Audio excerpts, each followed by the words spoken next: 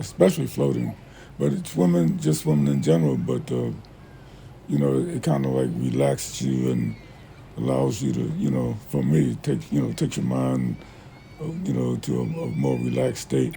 But especially floating on your back, because you can float by holding air in your lungs.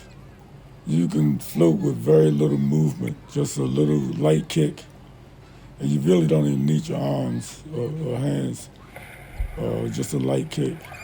And just by holding air in your lungs, you can, you can float for a long time. Just breathe out fast, breathe out and in fast, hold it, out in, hold it, and that keeps the air in your lungs, keeps you afloat.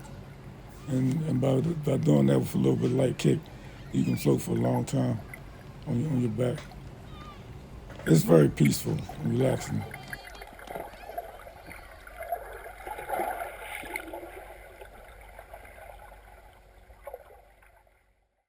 My friends and I would go to the park. I can remember one pretty fall day. We took a blanket, and there were all these gorgeous leaves on the ground, and we just had a good time playing, putting the blanket on top of the leaves and playing on the blanket and playing in the leaves. I can remember my father taking me there. He was a swimmer. That didn't help me any with swimming, but I can remember going there with him and occasionally going with friends. And it was just a nice place to be, a nice place to visit, even if you didn't go in the water. If they can get a chance to redo this again, I would love to come be a part of something that I never knew that was here.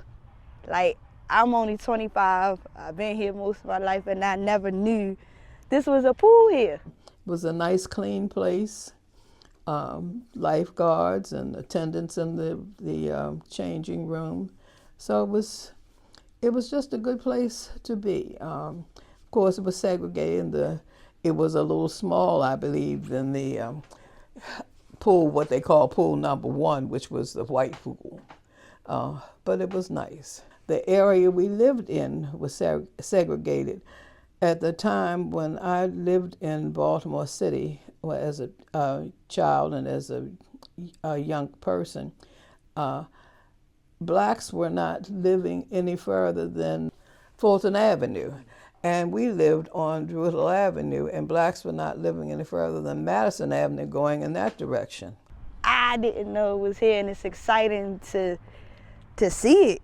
I'm kind of hurt that they decided to put it as this rather than think about redoing something with it again. But do it more safety-wise and more known to the public. Like, give it thought and consideration, and have people who once been here before when it was open and lively and exciting to really sit here and talk about it on the microphone right here or something. Like, oh, when I was this young, we used to deep dive off that end and just have children running around and coexisting, not no fights, no nothing.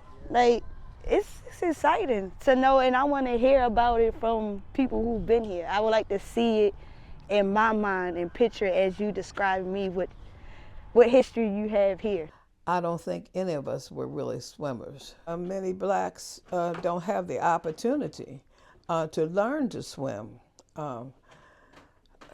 The people that I know that learned to swim were good swimmers, now, and later on, as a parent, I made sure my child learned to swim. So there's definitely a correlation between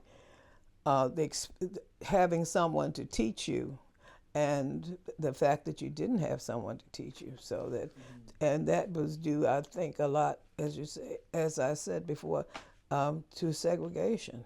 I love my city, but at the same time, I'm disappointed in my city also. How we have become and how far we've gone with this. Like, I remember we used to be outside, to be able to play outside freely and happy and not hearing sirens and gunshots all the time.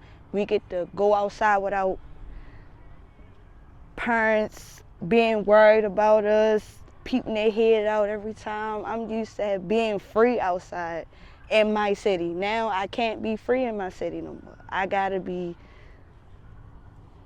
protect myself. I gotta be hidden away, not enjoying this. Like I can't, I love my city. That's all I can say. I love my city, but I just wish they can do better.